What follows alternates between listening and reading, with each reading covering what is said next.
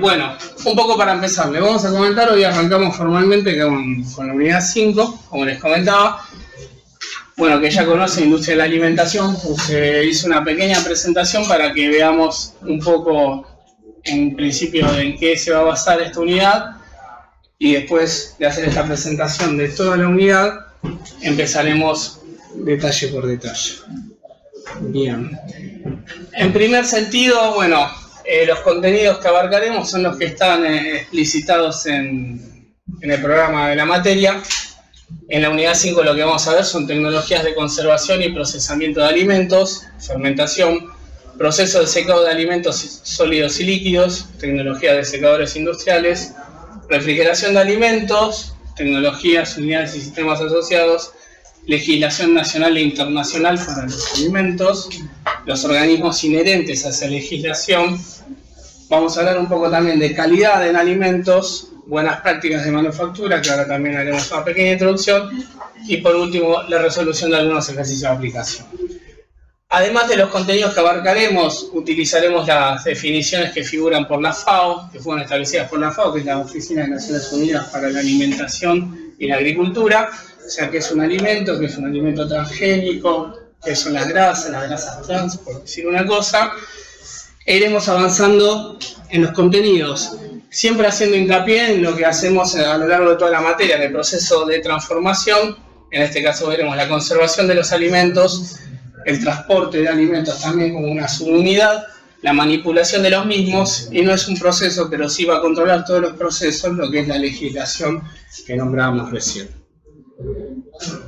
Ya viendo entre el inicio, con el cual abarcaremos después de esta presentación, vamos a hablar de lo que es la conservación de los alimentos y cuáles van a ser las tecnologías disponibles para lograr esa conservación de alimentos. En principio van a ser a grandes rasgos tres tecnologías muy diferentes entre sí, que van a ser el secado de los alimentos, la refrigeración, que se ve ahí en una heladera comercial, y último que ingresó, y de hecho cuando yo fui alumno de esta materia todavía no estaba aprobado en Argentina, la irradiación de alimentos. También acá se puede ver una foto justamente de unas frutillas que están irradiadas 15 días después y unas que no, que ya se llenan de hongos. Y los motivos por los que se hace, por tres motivos: para la preservación o inocuidad del alimento, para mejorar el transporte y almacenaje, o sea, para reducir los volúmenes que se transportan, para no transportar agua, sino transportar alimentos secos en la mayoría de los casos, y por motivos de comercialización o marketing, un jugo en polvo vende más o es más caro, es más redituable que un jugo común, ¿no?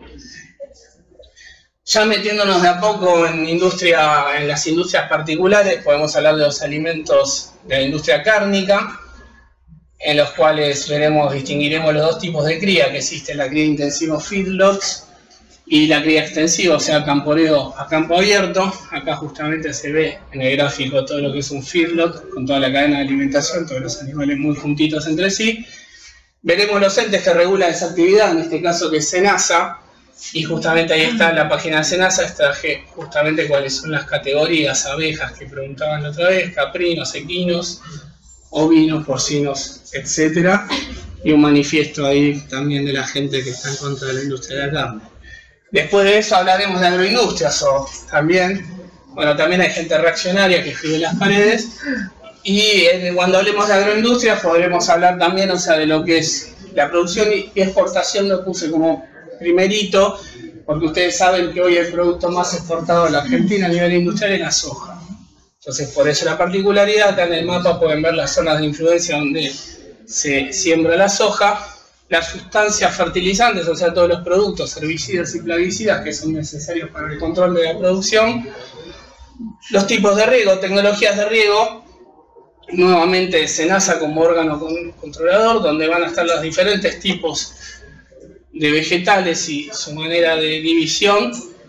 Y un tema particular que veremos que será bastante llamativo es el tema de la huella hídrica, que así como la huella de carbono es otro factor que hoy se está teniendo muy en cuenta en lo que es industria alimenticia, donde vamos a poder distinguir los tres tipos de huella existentes por el color: azul, verde y gris. Cada uno va a depender del origen de la fuente de agua, y da una idea de la cantidad de litros que se necesitan de agua 1.600 litros por kilogramo de pan, 132 litros por una taza de café, 3.000 litros para hacer un queso, un kilo de queso, 17.000 litros para un kilo de chocolate.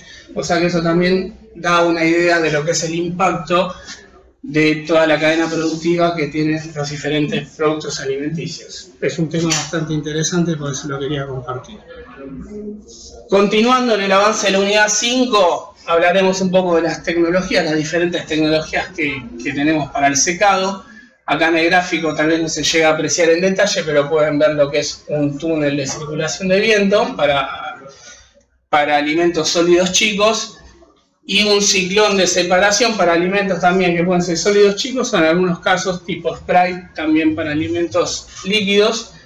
Y haciendo esa división de la física del alimento, también refiriéndonos a alimentos líquidos, podremos, si llegamos a tiempo, estudiaremos el caso de estudio, nos lo compartirán los compañeros que elijan el tema de cuenca lechera.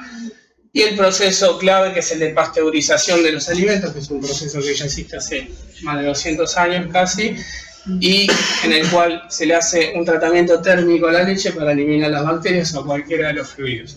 Y otras aplicaciones novedosas, como ser el caso de biogenética, o ahora que existe, por ejemplo, leche para insulina, que se hace a través de vacas que ya se le inyecta una hormona para que saquen leche con insulina directamente. Continuando avanzando en la unidad, hablaremos un poco de la legislación aplicable a los diferentes alimentos.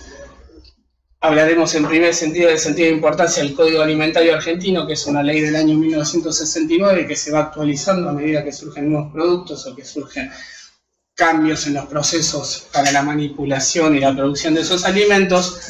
Los órganos inherentes al control de los alimentos, como puede ser ANMAT, la Administración Nacional de Medicamentos, Alimentos y Tecnología Médica, y el caso de CEDRONAR, que es la Oficina de Acción contra las Drogas, donde también se tiene que declarar lo que es el REMPRE, o Registro Nacional de Precursores Químicos, que son todas aquellas sustancias que se pueden usar tanto para producir alimentos como para producir drogas. Entonces el Estado quiere controlar la cadena de trazabilidad de esos alimentos.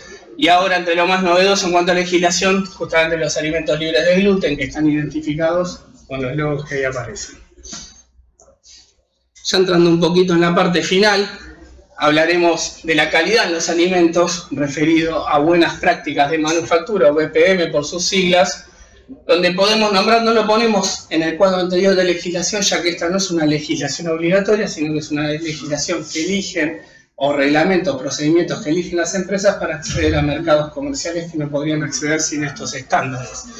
El principal es el ISO 22001, 14.201 para el caso de Irán, el organismo nacional, y también como metodología americana podremos hablar del APPCC, que es el análisis de peligros y puntos críticos de control, que vamos a ver en la cadena productiva, que se establecen 7 principios, se respetan esos 7 principios y se marcan en qué puntos de la cadena existen más riesgos, se identifican los riesgos y se actúa consecuentemente.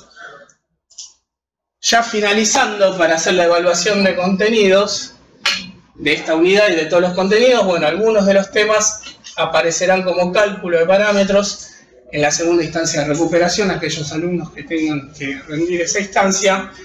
Estudiaremos y debatiremos casos de estudio de industria nacional. Ahí está un loguito que ya pregunto cuántos lo conocen, ese logo. Algunos pocos, los más jóvenes tal vez no, o sea que eso es una evaluación, el que no lo conoce al bicho ese no está aprobado. Y por último haremos debates sobre la legislación aplicable a cada industria y bueno, como dice el cuadrito, será el fin de la cursada que hemos compartido a lo largo de este cuatrimestre. Y ya con eso habremos terminado todo el análisis de lo que va a ser la unidad 5 que empezamos a cursar a partir de hoy. Bien. Ahí cuando hablas de la carne, sí. Y de, ¿cómo era que decía? ¿Feedlot o cría extensiva? ¿A qué le llaman cría extensiva? Es lo contrario, justamente, claro, el pastoreo es lo contrario a la cría intensiva. La cría intensiva va a ocurrir en recintos que van a estar concentrados, galpones o espacios al aire libre, pero muy concentrados.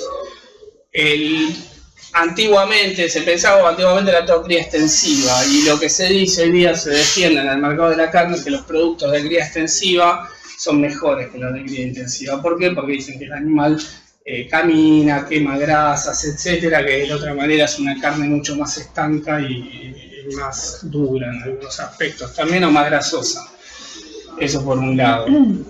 Y feedlot justamente es ese órgano productivo que existe ahora y que de hecho también lo que hablamos sobre los procesos de transformación y toda la reducción de scrap, o sea, lo que antes era los desperdicios de la vaca, se concentran en esos feedlots, en canales, y después se utilizan para la generación de biogás o gas metano, justamente con las heces de los animales, ¿no?